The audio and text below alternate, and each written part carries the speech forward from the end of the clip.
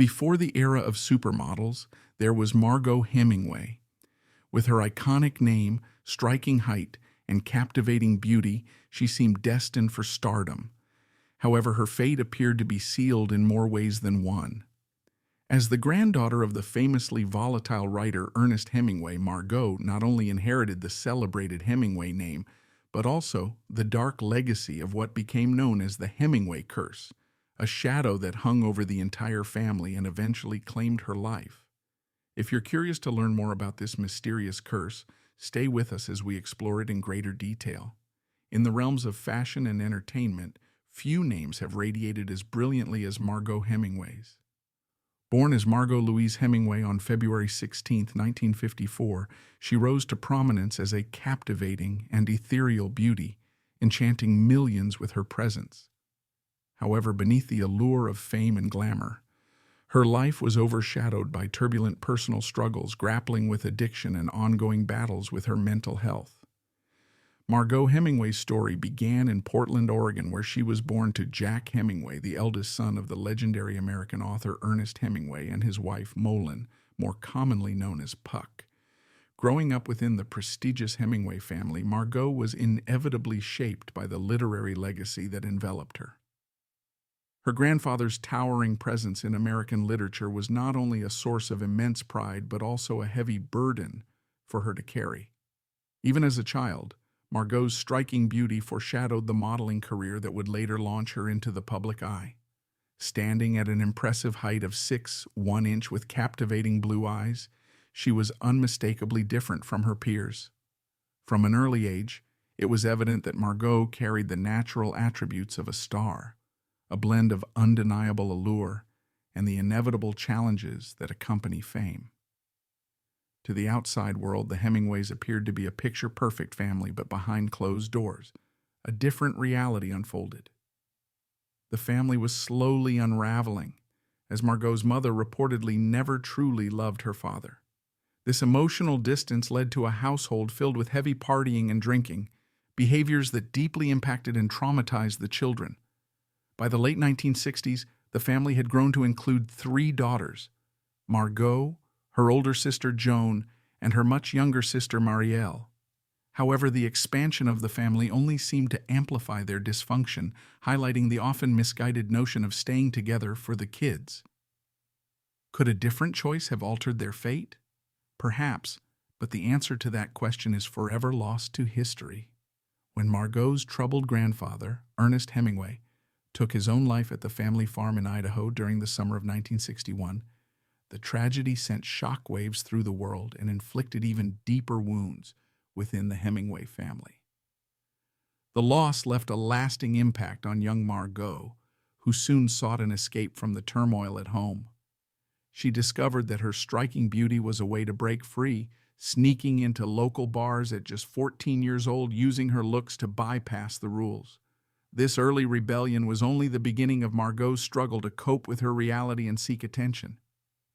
According to her younger sister Marielle Hemingway, Margaux's behavior grew increasingly reckless. She would head out at all hours of the day and night, often skipping school to party with friends. Even as a teenager, Margaux had already developed a reputation for drinking heavily, using alcohol as a means to numb whatever pain she was facing. Her actions were not just acts of rebellion, but signals of deeper issues bubbling beneath the surface. Despite appearances, Margaux's life was far from perfect. Alongside her intense partying came a series of disorders, and before she even reached 20, she was grappling with a range of psychological issues, including depression, bulimia, and epilepsy. Yet, no amount of partying could ever bring her solace. In her late teens, Margaux made the bold decision to pursue a modeling career and set out on her own path by moving to New York City, the heart of the fashion industry. While her famous name may have opened some initial doors, this Nepo baby earned her place through hard work. It was Margaux's ethereal beauty and magnetic presence that quickly set her apart in the fiercely competitive world of fashion. By the early 1970s, Margaux Hemingway had skyrocketed to international stardom, earning her place as one of the most sought-after supermodels in the world. Her face adorned the covers of prestigious magazines like Vogue and Elle, cementing her status as the embodiment of 1970s glamour. With her striking features and towering presence, Margaux's distinctive look became nothing short of iconic, making her the new muse of the fashion industry with its demanding standards of beauty. However, her rise to fame came with a darker side. As Margaux captivated the world, she also attracted the attention of someone far more sinister, a predator lurking behind the scenes. Beneath the glitz and glamour, there was a lurking danger, a cruel reality that would have devastating consequences for the young model. When 19-year-old Margaux Hemingway caught the eye of Errol Whetson, a wealthy middle-aged restaurant heir, it was in a hotel where he couldn't seem to look away. What started as a chance encounter quickly blossomed into a whirlwind romance, and within 4 months, Margaux had moved into Whetson's Manhattan apartment. Such a relationship would undoubtedly raise eyebrows today, but at the time, Whetson's wealth allowed many to overlook the glaring age difference. For Margaux, however, this was not merely a move driven by love. She remained focused on her modeling ambitions and recognized the opportunities Whetson's influence could provide. Yet, being with an older and wealthier man came at a cost. Whetson wielded significant power over Margaux, and she later revealed the disturbing dynamics that shaped their relationship. While Margaux Hemingway was busy pursuing modeling gigs, her then-lover Errol Whetson took on the role of her manager, a position he used to exert increasing control over her life. Whetson began dictating what clothes Hemingway could wear and obsessively critiqued any perceived imperfections in her body, preying on her obvious insecurities to tighten his grip on her. Hemingway, already struggling with heavy drinking, became even more vulnerable under Whetson's manipulative influence. Caught in a haze of constant hangovers and emotional turmoil, Hemingway made a desperate decision. She agreed to marry her controlling partner. In 1975, the unlikely couple tied the knot, but unsurprisingly, the marriage only worsened her situation. Whetson's oppressive control continued, and the union quickly deteriorated. By 1978, after just 3 tumultuous years, the couple officially divorced, leaving Hemingway to pick up the pieces of a relationship that had left her even more lost and insecure than before. While Margaux Hemingway's personal life was in turmoil, her career soared to unprecedented heights. Yet, as with everything in her life, this success came with a steep price. The fashion industry's relentless pursuit of perfection took a heavy toll on her self-esteem and mental health, as she found herself constantly battling the pressure to maintain an idealized image. Like many others in the industry, Margaux faced immense demands to conform to unrealistic beauty standards, leading to ongoing struggles with eating disorders, a painful secret that lingered throughout her life. Her experience highlighted the deep-rooted issues within the modeling world, where the drive to project perfection often gave rise to damaging behaviors and significant mental health challenges. Despite her success as a supermodel, Margaux Hemingway had ambitions that stretched beyond the confines of the runway. In 1976, she made a bold leap into acting with her debut in the controversial film Lipstick. The movie tackled difficult themes of sexual assault and violence, with Margaux taking on the lead role of Chris McCormick. Her portrayal, characterized by its raw intensity and emotional vulnerability, drew a range of reactions, both praise and harsh criticism, which would later contribute to one of her depressive episodes. Taking on such a challenging role in her first film was a daring choice for Margaux. It showed her desire to prove herself as more than just a fashion icon and to be taken seriously as an actress. Lipstick marked a pivotal moment in her career, introducing her to the world of acting and allowing her to explore a new facet of her talent. Although it didn't come without its emotional toll, it was clear that Margaux was determined to break free from the limits of her modeling career and make her mark in the film industry. However, things didn't go as Margaux had envisioned. During discussions to star in Lipstick, she suggested that her 14-year-old sister Marielle play her on-screen sibling, a generous gesture that would ultimately backfire. When Lipstick was released, critics harshly criticized Margaux's acting, contrasting her performance with that of Marielle, whom they hailed as the new "it" star. The 7-year age gap between the two sisters had already created a distance, and Margaux's hard-partying lifestyle didn't sit well with Marielle, further straining their relationship. Yet, what truly drove a wedge between them was the constant comparison based on their similar looks, which fueled an unspoken rivalry. Marielle openly admitted to resenting being mistaken for Margaux, and as her own fame began to rise, Margaux's reaction was nothing short of self-destructive. Overwhelmed by insecurity as her younger sister Marielle began to outshine her in Hollywood, Margaux Hemingway spiraled further into substance abuse. What had once been a vague sense of childhood jealousy evolved into something far more complex and painful. As Marielle later described it, their sibling rivalry took on adult dimensions, morphing into a deep-seated tension. Unlike typical sibling rivalry, the rift between them was amplified by the public spotlight and the expectations placed on each of them. Margaux, struggling to cope with her sister's rising fame and her own fading career, sought solace in all the wrong places. Desperate for a distraction, she turned to another tumultuous relationship, trying to fill the void left by her insecurities and the growing distance between herself and Marielle. The elder Hemingway married the Venezuelan director Bernard Fauché, whom she had already been constantly connected with since her first marriage. As with so many things concerning Margaux, the newlyweds had flashy beginnings and moved to Paris to live a glamorous life. But things were much more complicated than they seemed, and no amount of running away could help her escape what was looming over her head. Margaux Hemingway's personal struggles were a reflection of the complexities and challenges faced by those who carry the Hemingway name. As she navigated the demands of fame and the weight of her family's legacy, she turned not only to alcohol but to illegal substances as a coping mechanism once again. Margaux Hemingway struggled with alcoholism and addiction throughout her life, caught in a dangerous cycle as she tried to escape the pressures of her career and the heavy weight of her family's turbulent legacy. These ongoing battles took a significant toll on her relationships and severely impacted her physical and mental health. Then, in 1984, Margaux faced a crushing blow. Her half-sister, Joan Hemingway, died by suicide.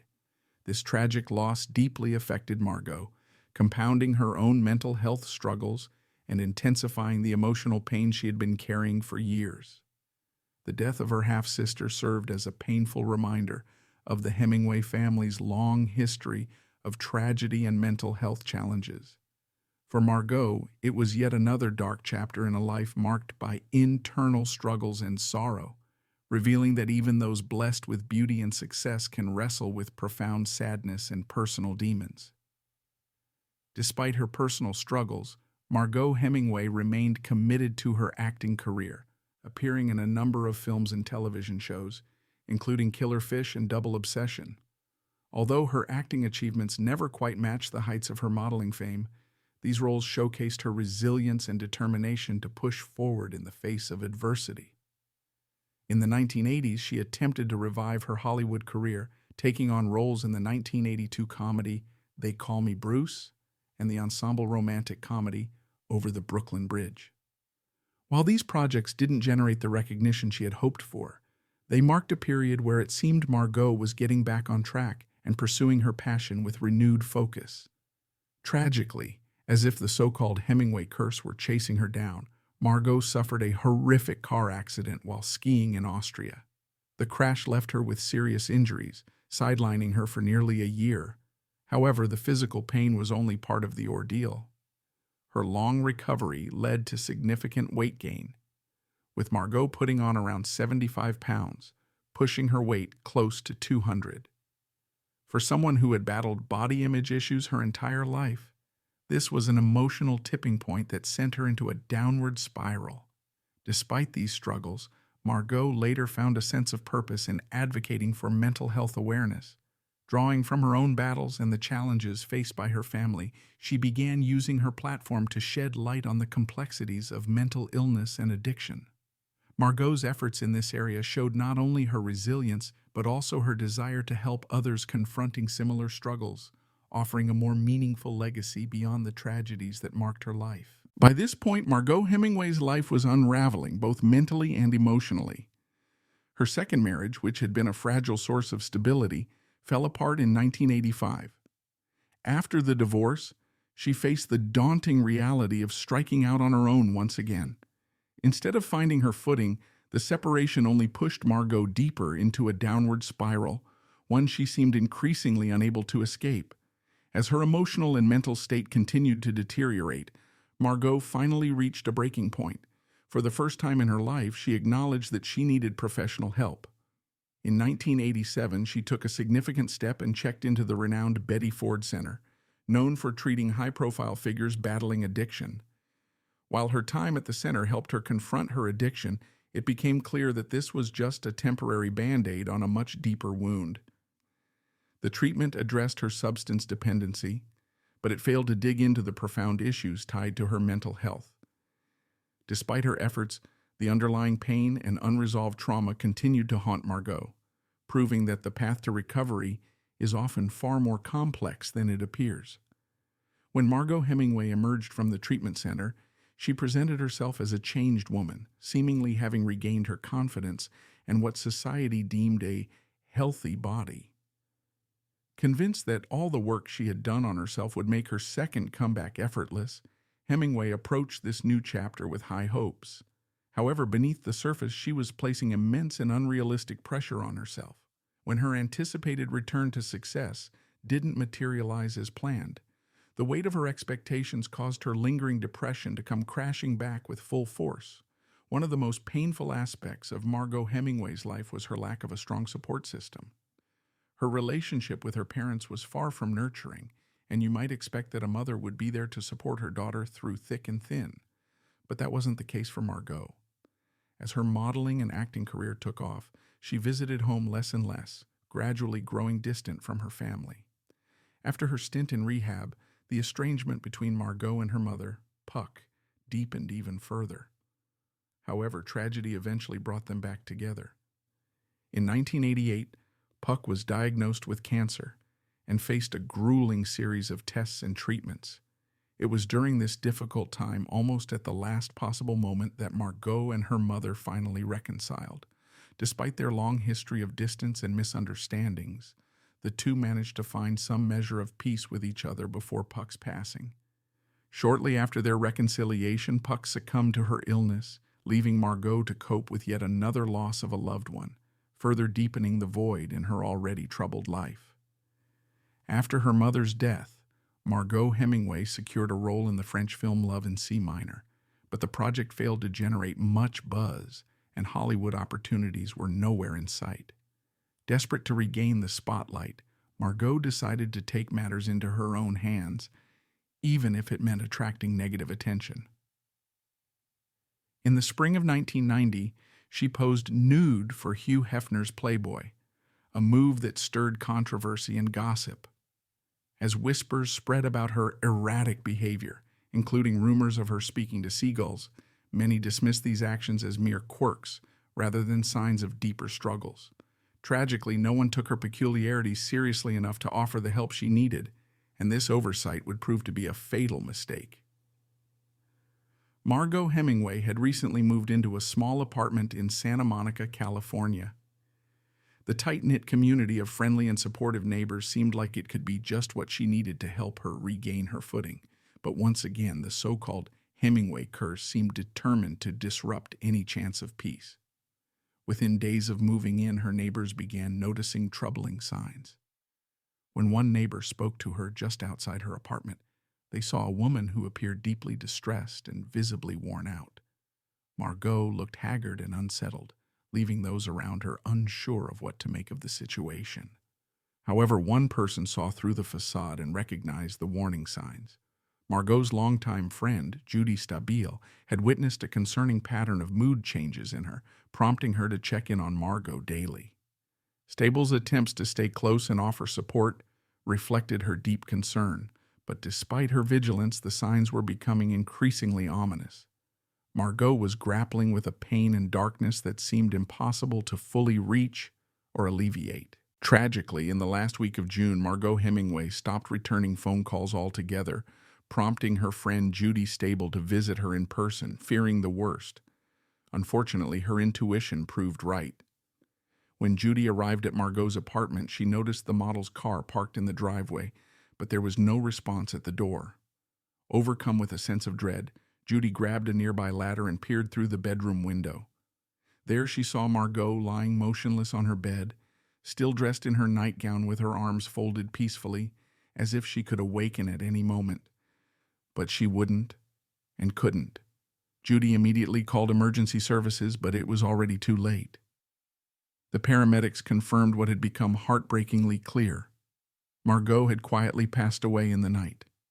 Although the initial autopsy results on Margaux Hemingway's body were inconclusive, the toxicology report eventually revealed the heartbreaking truth.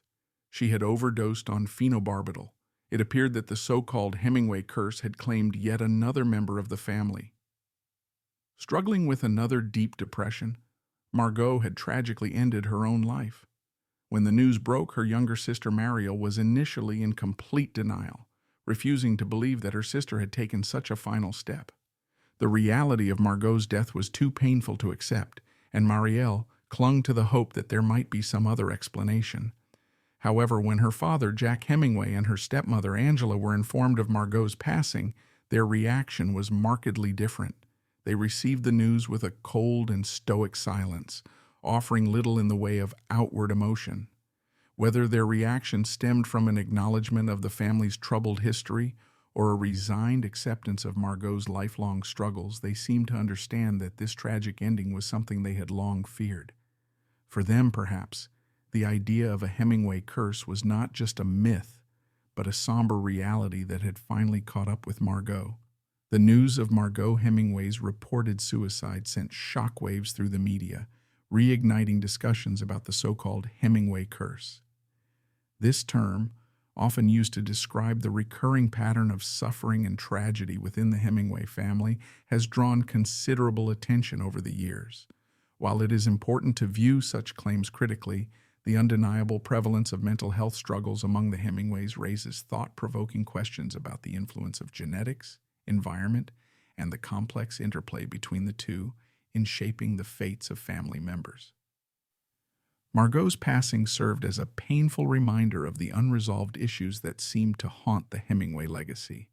Although Margaux Hemingway's grandfather, Ernest, had the most notorious death when she was just a child, he was far from the only family member to meet such a tragic end. Over the years, a staggering total of 7 Hemingways, including Margaux herself, took their own lives. Whether this pattern is the result of a curse, a tragic coincidence, or something deeply rooted in their DNA, remains up for debate. The Hemingway family's legacy is undeniably one marked by both brilliance and heartbreak, leaving us to ponder the fine line between their extraordinary talents and the profound darkness that seemed to haunt them. Margaux Hemingway's life stands as a poignant narrative of beauty, fame, and heartache. Her rise to international stardom in the fashion and modeling industry revealed her undeniable talent and charisma, but her personal battles with addiction, depression, and the heavy burden of her family's legacy cast a dark shadow over her journey. Remembering Margaux prompts us to reflect on the fragility of human existence and underscores the vital need for empathy and understanding when addressing mental health struggles. While the idea of a Hemingway curse remains controversial, Margaux's story highlights the importance of fostering open conversations about mental health and the imperative to break the silence that often surrounds these critical issues. Margaux Hemingway's legacy extends beyond the tragedies that marked her life. It is also a testament to her resilience, determination, and her efforts to advocate for mental health awareness despite the many obstacles she faced. Her journey serves as a powerful reminder that even when confronted with overwhelming challenges, we can find the strength to create a meaningful impact and bring attention to issues that affect many. Margaux's life, while marked by hardship, also reflects the courage it takes to speak out and break the silence around mental health struggles, leaving behind a legacy that resonates with hope and understanding. If you're fascinated by the lives of the rich and famous, be sure to stay tuned. Don't forget to like, share, and subscribe for more captivating stories and updates.